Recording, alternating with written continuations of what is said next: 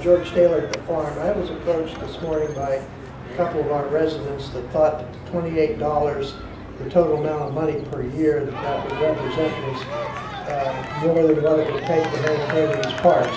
And I was wondering if you could possibly break it down so I could properly explain what all of that money, that total amount of money will go for. It's a good question. As we did the financial analysis of the $28, and there's 12,502 parcels in the city, times $28, well, that equals about $360,000 that could be generated from this tax if it goes through. Our budget to keep the parks open would be roughly around $280,000. So what that says is, well, geez, you're going to raise $360, but you're only going to spend $280. So why are you charging $28 when you don't need that much? It's going to generate too much revenue. So we looked at that and said, yeah, that's right. We don't need $28 the first year to keep all these parks open. We will set that as a limit for the first year, but what we actually need is $23 to keep the parks open for the next year. So the first year, it would be up to the council, and this would be done in a public hearing where you would all have input. The limit would be set at $28. That would be the tax levy maximum. We staff would submit a budget of all the park costs, the maintenance costs, the operations costs, the recreation programs that we desire to run for the next year. And that total of that amount of money would have been about $280,000 versus the revenue generated by $28, which would be $360,000. So the council would have the opportunity, and the residents also, to... Oh, thank you. And that would give us give the council the opportunity to levy something less than $28. So $23 was the number that we came up with for the first year. So the maximum tax would be $28. We don't need all that the first year. The tax that would be levied on the parcels would be $23. Now let's move to the second year of this program. We would do our budget again, come up with the budget amount, and say it was the same amount, plus we had a little bit of escalation because of water rates or electricity rates or something like that.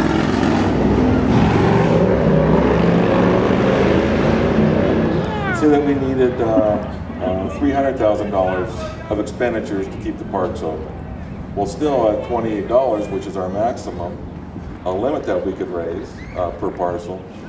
Well, if we needed $300,000 divided by all the parcels, that would equate to about $25 per parcel. So then it would be appropriate to levy the second year a tax of $25. So the point is, whatever the budget needs are of the community is what we could levy the tax at, up to the maximum of $28 per parcel. We cannot exceed the $28 per parcel for the expenditures of the parks operations. Part of that money, though, is also for parks programs, is it not? That's correct. The question was, the statement was, some of that money is for parks programs.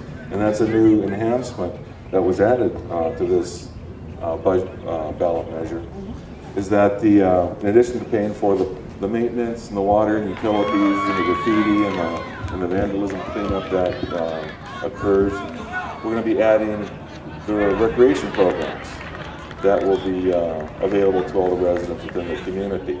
And at some level, there'll be some subsidy. Most programs receive some subsidy to encourage participation, and because your tax dollars are paying for these programs also. So Wildomar residents would pay a nominal amount. People outside the city, of course, would pay the full cost. But yeah, the element would be, the added component to this tax measure is the recreation programs. And there's a real benefit to having the recreation services with the kids, keeping them occupied. As you can see, kids over in the field, they're well supervised. We know where they are. They're not getting into trouble. They're not damaging our property. They're keeping our property values up by keeping the parks open. And that's a true cost component. If park costs, if parks are not available, then the kids have a lot more free time on their hand, and that can lead to other activities that they would get involved in that aren't real socially acceptable. Thank you. Other questions? Other questions that we could ask? These are great questions this morning. You hit on some real good targets. Ah, there he is. Good morning. Good morning, Gary. Gil Rasmussen, Goldmar Magazine. I have a question that if the ballot measure passes, there is a CFD attached to it. Is that going to be recorded against all of the parcels in the city of Goldmar, even if it's only a shell? That's correct. It would be attached to all the, it would be on the tax roll assigned to each one of the parcels within the city. And it's active year by year by year. There is no contingent. As a follow-up, will that affect my ability to refinance my house? No, that should not affect your ability to refinance your house. Okay, one other question then. How does that CFD get backfilled? Does it have to go to a vote of the people again? I'm sorry, got it. How would it be backfilled?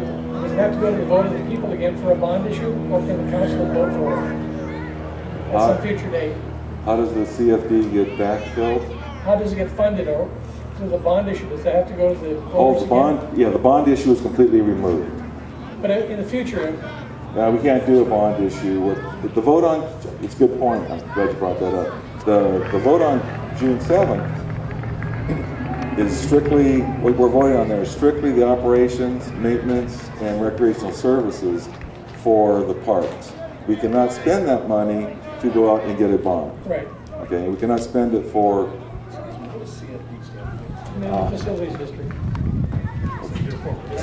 good question. So yeah, we cannot spend that money on a bond issuance. We would have to go out for a separate vote with the community if we wanted to do a bond, like school bonds, how they do that. Okay, that answers my question. Thank you. Thank you, Joe. There's another question that was mentioned. Term CFD. It's not California.